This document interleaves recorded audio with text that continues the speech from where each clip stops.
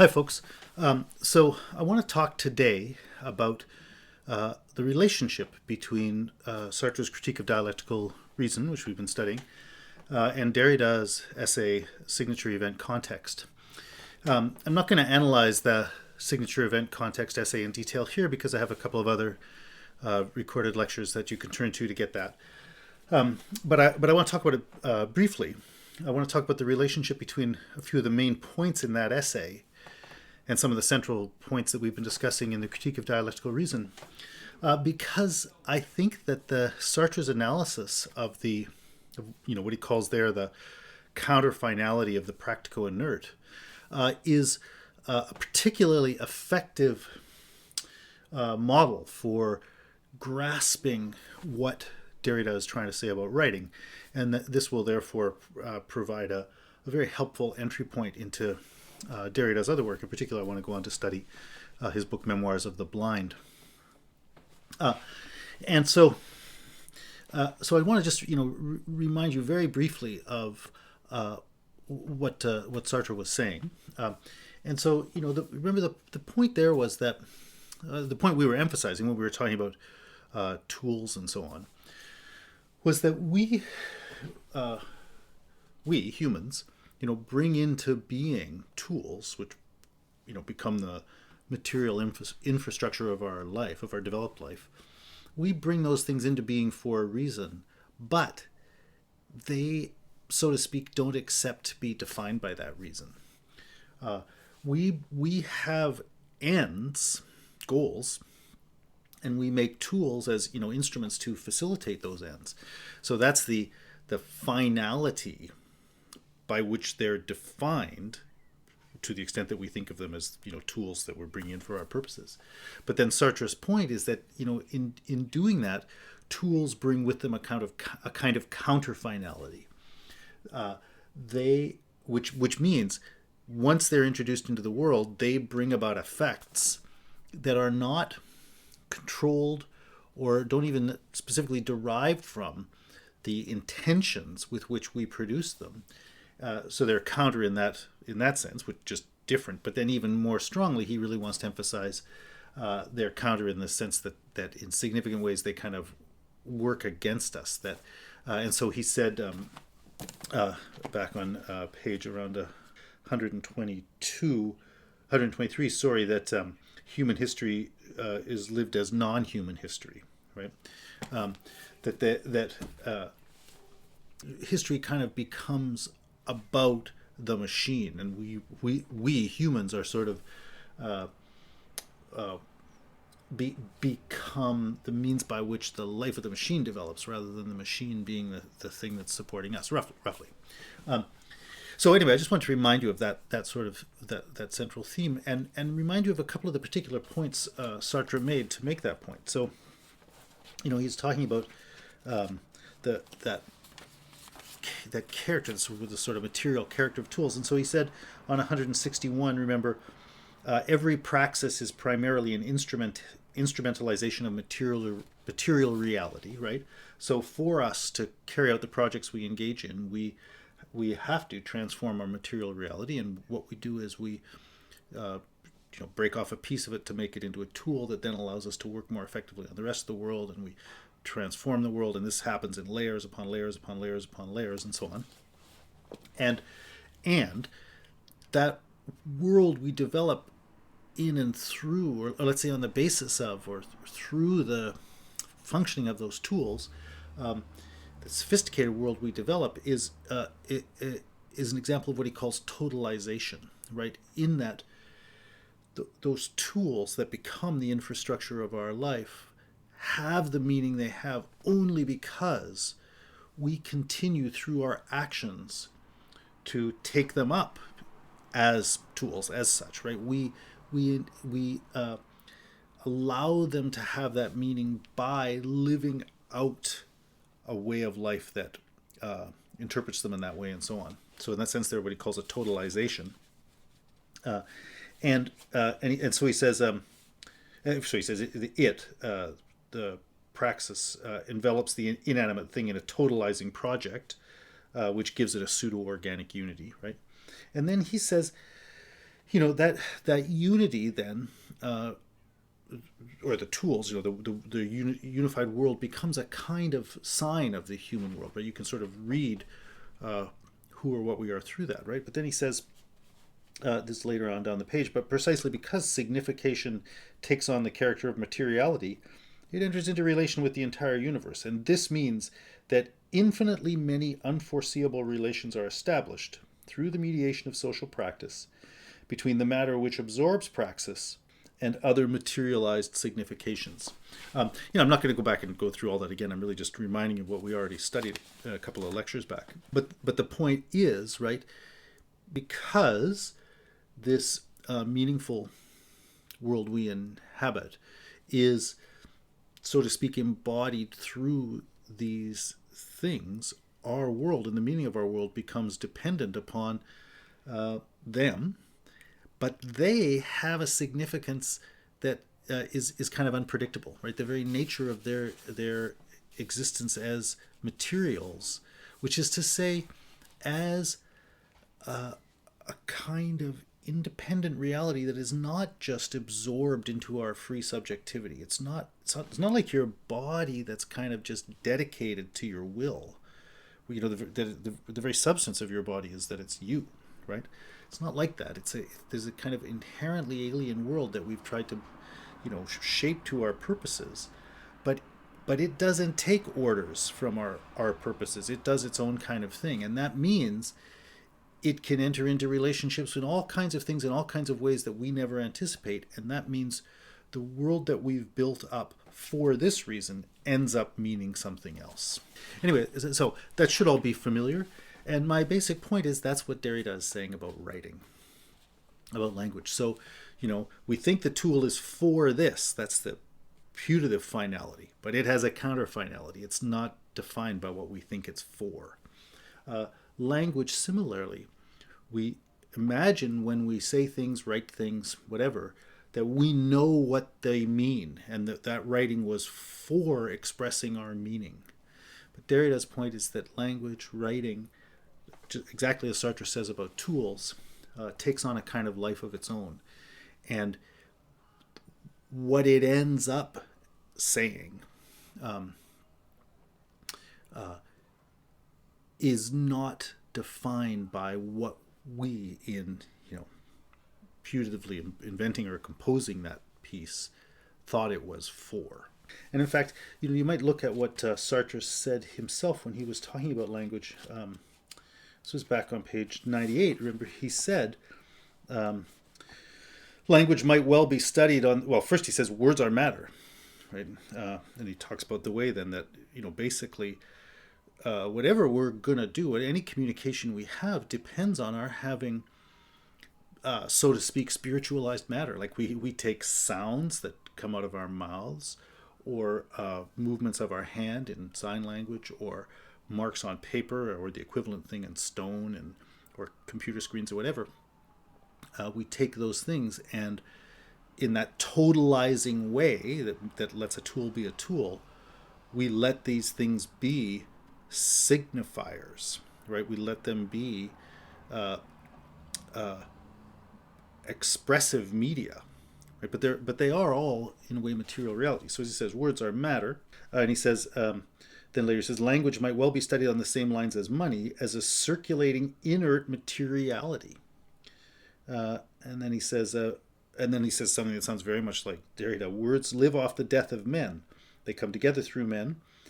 Whenever I form a sentence, its meaning escapes me, is stolen from me. Meanings are changed for everyone by each speaker and each day. The meanings of the very words in my mouth are changed by others. I mean, that actually is quite a good summary of the basic thing Derrida is going to say. But all I wanted to do was go back there and remind you that Sartre is drawing your attention to the same thing about language, that it's a kind of material reality, and as he says, it's a circulating inert materiality, and it has the effect of, or it is an example of that kind of reality that produces effects, produces sort of meaning effects that are not the same as what we initially intend. So let's remember one other thing about language and so on. Remember he said on page 110, Thus, everyone recognizes the other on the basis of a social recognition to which his clothes, his tools, etc., passively bear witness. Right? The point there was that our relations are all we're always embedded in relationships of recognition, binary and ternary. That is to say, pairs, but pairs embedded in larger systems, and our ability to recognize each other is enacted through basically language. And so the point he's making there is that even if it's the way you dress, those things actually carry a kind of gestural meaning that, in addition, to being a warm coat you like to wear because it's cold, also says something to the other people, and it's by people's recognizable clothes that you say, oh yeah, those are those are the kind of people I get along with, or those are people in my society, or whatever. The point basically that he was making there is that in all of our activities, structures of intersubjective recognition are being carried out, right? Which takes us all the way back to being and nothingness, and that idea that we're always living under the eyes of the other, and so our lives are necessarily a constant negotiation between our sense of ourselves and our sense of what others take us to be, and so on. And the point is, all of our negotiating of that is done in and through language in one way or another. So if language is itself this circulating inert materiality that changes its meaning in ways that we don't intend, right? Then the thing that's at the very core and the very foundation of our sense of self-identity is not in our control, right? So that's basically what Derrida then is talking about. And I just wanted to say those few things about Sartre and remind you of those passages, just to use those things we've already studied to say the kind of basic thing now that Derrida is going to go on and analyze in with greater depth and detail. So I hope I've made the parallel clear enough just by saying those things, right? That Derrida's basic point is that language, writing, meaning the so to speak material system of inscription, and all its developed forms. Remember, tools, you start out with a very basic, simple tool, but then you use that to build a more sophisticated world with more sophisticated tools, and you use those to build a more sophisticated world with more sophisticated tools, and you get this thing layered and layered and layered and layered. The same thing happens with language, right? So there's a long way from the initial mark that says whatever it says, ugh, or whatever, I am, I don't know what the first mark says, to a Shakespeare play, to Hamlet. But the thing is, that's a kind of layering of more and more sophisticated meanings built on other meanings analogous to tools. So you've got marks, but then that takes you to words, and that takes you to sentences and paragraphs and essays and books and so on, right? And those layers are all totalizing, built on other totalizings, structured by relations of negation of the sort that Sartre talked about. So whatever way you're enabled to participate in the sophisticated meaning of, reading Hamlet and so on, stands on that whole system, that whole material system of language or textuality or whatever, right? So Derrida is saying about that, the same thing Sartre is saying about tools in general, that has a life of its own, and it's what it means doesn't come from what people intend, right? That may be what is the sort of proximate cause for why certain things come into being, but that which is brought into being then has a life, so to speak, of its own that steps outside the boundaries of that intention, what it was supposedly for. Anyway, so as I say, I hope that basic parallel is clear enough.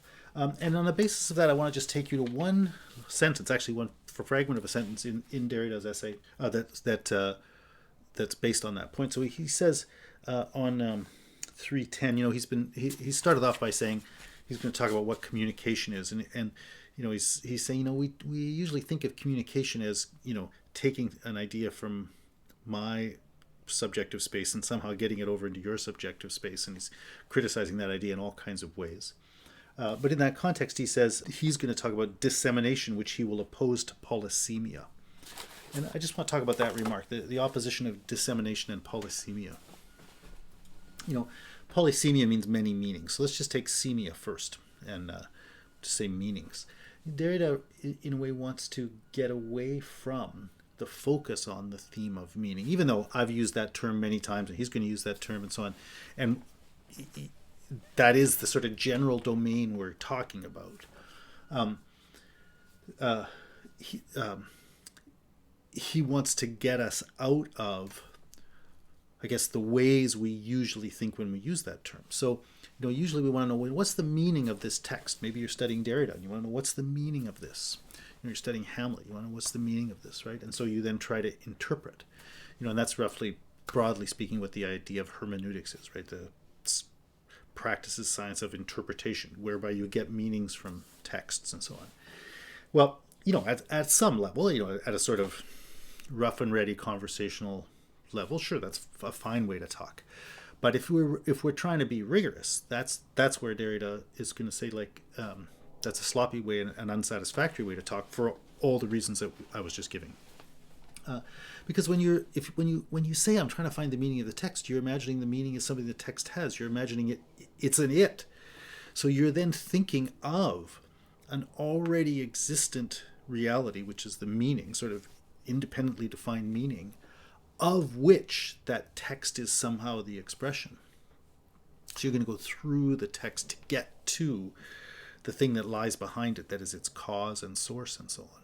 But what Derrida wants, for the reasons I've already given, is to emphasize that the text doesn't exactly have a meaning, right? The text is this kind of material power that will generate effects, but it's not roped in and contained and controlled by a meaning. So there isn't really a meaning to look for there, as if there were a thing waiting there for you to find.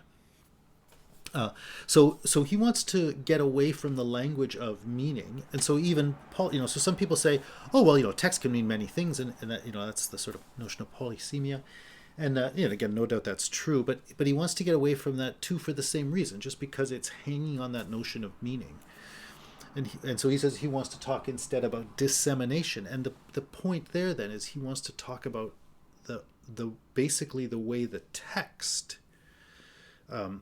is gonna, by virtue of its nature as text, as writing, as language, is going to ongoingly give rise to, we can stick with that same word, meanings. It's going to ongoingly give rise to meanings, but meanings that are not being dictated by a pre-existent source or cause, in the same way that the effects and significances that the tool is going to give rise to are not dictated by anything pre-existing, right? What happens is that tool, in Sartre's analysis, brings about a kind of revolutionary transformation in the whole way the whole world is organized, and all kinds of new possibilities emerge, and especially all kinds of new constraints and structurings of human relationships come about because of that could never have been foreseen. And so those things aren't following from someone's intention. An intention might have been the occasion that brought this thing into being, but this tool, now brings about results because of the way it intersects with the changing character of the material world. And so similarly with the text brings about meaning effects in all kinds of unforeseeable, unpredictable ways, because of its character as text, not because of some meaning that was guiding it and directing it. So I want just to say that, just to focus on the sentence and give you a sense of the meaning of that, the difference between polysemia and dissemination, and what it means when he says he wants to talk about dissemination. So he wants to talk about the text in terms, in Sartrean language, he wants to talk about the text in terms of its counterfinalities. So really what I want to talk about now is I guess you could say, the philosophical significance of this. To get at that, I want you to, maybe I could pose it as a question. You could say, do you write because you have something to say, or do you have something to say because you write? And the answer is basically the second one, right? That inverting that is really what we're getting at here. Basically, it is because it is possible to be articulate that we can be articulate. That it might sound like just a logical truth, and I suppose it is, but notice that idea of it being possible to be articulate doesn't just name a logical condition, it names a material condition, right? It being possible to be articulate means there is a system for articulating, right? And so, that's why, when a little kid is growing up, it learns a language, and in learning that language, it becomes able to say things. But it's not like it had all those thoughts before. It's that it is growing into the world of the meanings it is available to have, right? Through taking on a language,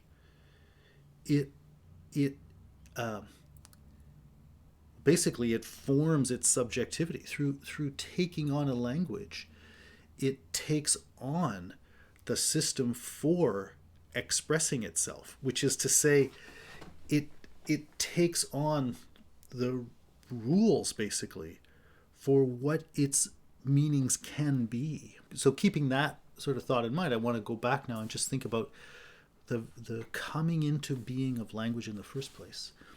If you imagine human beings inventing language, right? Or at least inventing particular systems of language or whatever.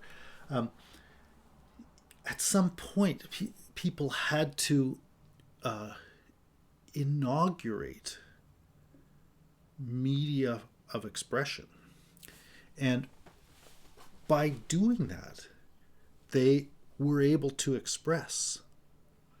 But notice that they couldn't express before that, basically by definition. And so those initial acts of expression are originary in the sense that they are at the same time inaugurating expressive media and letting a certain meaning be expressed to oneself, to the world, to whatever.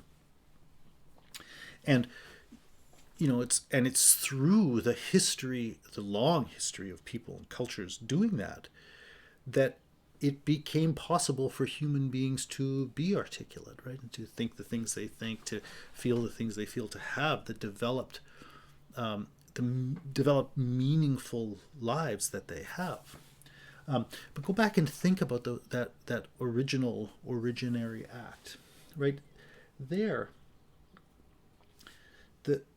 in making it possible to be articulate, to have an articulate meaning, that expressive device, mark, word, whatever that was brought into being, that expressive device didn't itself have an already expressed meaning to guide it, right? So that inaugural or originary act of expression is something being laid out that doesn't have a guidebook to follow. It doesn't have a meaning or an idea to follow that it's trying to reproduce, right? It's a kind of path-breaking gesture. If you think what it's like to break a path, like there was no path there before. So once you make the path, there is a path, but you're making a path where there wasn't one, right? And so it's not, once a path is there, you follow the path. But when you're making the path, It's not an activity of following. So the inaugural establishment of expressive media is not a matter of following. It's not a matter of being guided by a meaning. It can't be. It is, on the contrary, the path-breaking gesture that allows a meaning to become available, to be expressible. So if you think about that initial gesture, you can see that the familiar model we have for the relation of meaning and its expression has to be inverted. But now I want you to think about two very different situations of expressing, right? And that is the difference between that path-breaking originary moment and another moment where, now that that possibility of expression has been established as a possibility, you employ it and you express yourself in that way, right? That mode of expression, once somebody has broken the path, you can walk down it, right? You're walking down a path that's already been cleared, or you're saying something that's already been said, right? So you can see a real difference here between what we could call a kind of saying gesture, the inaugural gesture that allows something to be said only, well, or that in which something is said only in the exact same move in which the possibility of its being said is brought into being. The difference between that and a subsequent expression that now can say that thing that it has become possible to say, right? And so you can see the difference between a kind of saying speech and a kind of already said speech, right? And so there, again, that should remind you of the distinction we saw in Sartre between praxis and hexis, right? Sartre talked about that kind of free action, where we do, creative things or whatever, but when we bring things about, and then we establish a kind of world or a kind of situation based on them and live in it. And so the hexis is living in the terms that we carved out in our praxis, right? So the hexis is that kind of congealed, sedimented praxis. It's practice made passive, right? Praxis made inert, right? So again, I won't go through that again. That was subject to the first lecture on the critique of dialectical reason, so I imagine you remember that well enough, or you understand that well enough. Well, we're seeing basically the same thing here, right? So in the Sartrean example, you can imagine a kind of creative activity, which is one thing, but then you can imagine subsequent activities where through your living and through your acting, you're really just kind of re-inhabiting and sort of revivifying ways of acting that have already been done. Right? And it's in that context that he, raises this issue of seriality and so on. Right there, you live out of the terms of possible action that are specified for you by your already established situation, and therefore you're becoming an instance of a type, like you're becoming, bourgeois Canadian intellectual of the 21st century, whatever it would be like. But there's an already mapped out kind of identity that you sort of slip into by living the familiar sort of sensible life according to all those terms that were already brought into being by a long history behind you, right? So, whenever we inhabit already established situations, there's a pretty profound layering of seriality in our existence, in that we're inhabiting many sort of types that have already been built up through centuries of our cultural development, right? But that's very different from this kind of revolutionary situations where a new way of relating to people, a new way of relating to the world, a new way of acting, et cetera, are brought into being, right? And so there's those revolutionary moments of praxis that become instituted and that hexis then is the sort of inert side of that praxis that anybody can inhabit and repeat. Right? So there you should see that same distinction here between that kind of inaugural act of expressing and a secondary act of expressing, which says what's already been said. It doesn't mean it's meaningless to say it or anything like that. Well, in fact, it's precisely meaningful to say it because meaning has been established. But it is a kind of repetition, right? And you remember that was the point Derrida made. That's one of the central points he studies in this essay, 315. He's talking about the way that a meaningful language, once instituted, has to be repeatable, right? So he says that at the bottom of 315. This implies that there is no code that is structurally secret. The possibility of repeating and therefore of identifying marks is implied in every code, making of it a communicable, transmittable, decipherable grid that is iterable for a third party and thus for any possible user in general. I mean, that's the very nature of meaning. Like there are lots of things you could inaugurate, but if you're inaugurating a meaning, if you're inaugurating a kind of expression, the nature of that thing you're inaugurating is it's something someone else can then use to express, right? And so it comes into being, and it comes into being as something that can then be repeated. Right. So again, there's those two different things, and I just want to then remind you of the difference between them, right?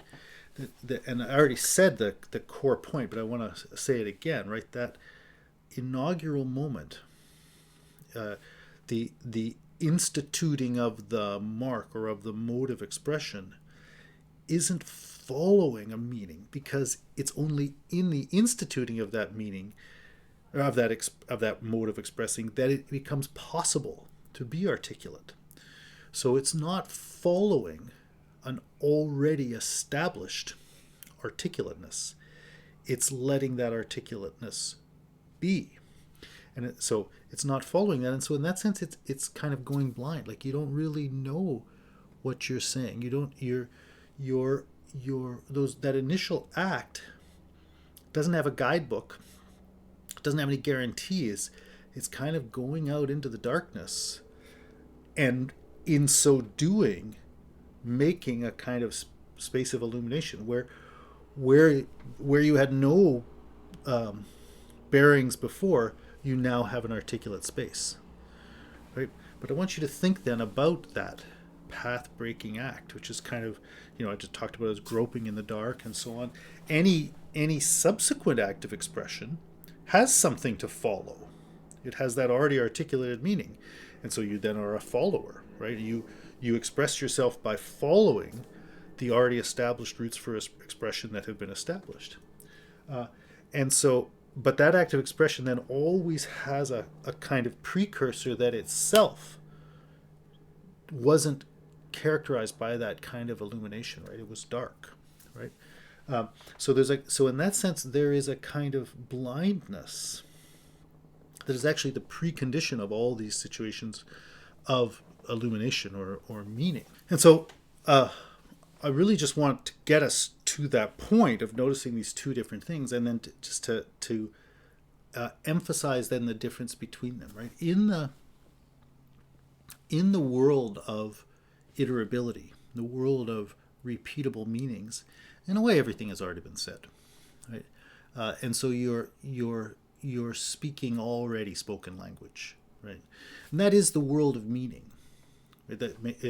There are meanings, and in that context, there's a significant way in which, at least in sort of everyday affairs, it does seem that our language, our writing, is just a kind of carrier for already established meanings. But that's not because the mind is this independent space of possessing meaning, and language is this separate vehicle. It's because language has already done its work, and you're already living your very subjectivity through those paths into being articulate that language has specified for you. And so you're kind of moving pieces that have already been established. And in fact, Sartre says something very, very close to that on page 98 and 99. He says, every word is in fact unique, external to everyone. It lives outside as a public institution. Well, there again, that's the the point we're making here. And he says, and speaking does not consist in inserting a vocable into the brain through an ear, but in using sounds to direct the interlocutor's attention to this vocable as public exterior property. From this point of view, the totality of language as a set of internal relations between objective senses is given for and to everyone. Words are simply specifications against the background of language. The basic thing he's saying, I don't want to try to analyze that whole thing in detail, but the basic thing he's saying there is that you've already got established kind of the whole game.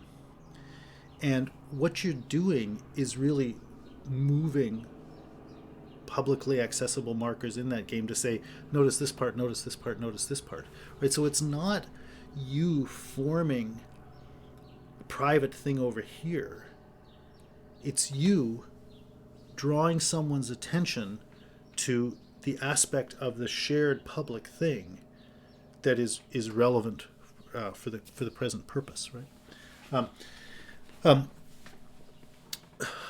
So there, the appearance that words are sort of carrying your thoughts is really just another way of saying that all you're doing is moving around these already kind of established words. You're moving within the already established field of meanings that language has produced for you. But anyway, then I want you to think about and emphasize this again, the difference between that and what it was for that world of meanings to come into being, right? And there, so it had to come into being, right? And this then, so I guess what I'm trying to do here is, again, analogously to the Sartre book, is getting you to try to change your perspective from the one that is within a hexis and takes the terms of that for granted as just the way things are, and try to reflect on action or free action not as just the repetitive re-inhabiting of a hexis, but as praxis, as to think in terms of what it would be to actively inhabit your freedom rather than passively. I want you to think about that same thing here then with respect to language, right? What is that activity that lets there be expressive media? And so here I think, I was talking about how these sorts of things happen in a culture. I mean, one thing to remember then is that, or in human history, one thing to remember that is that the history of language is not the history of some person inventing something. It is, over centuries and across continents and through populations, it is human cultures bringing into being the capacity to express what human beings need to express, right?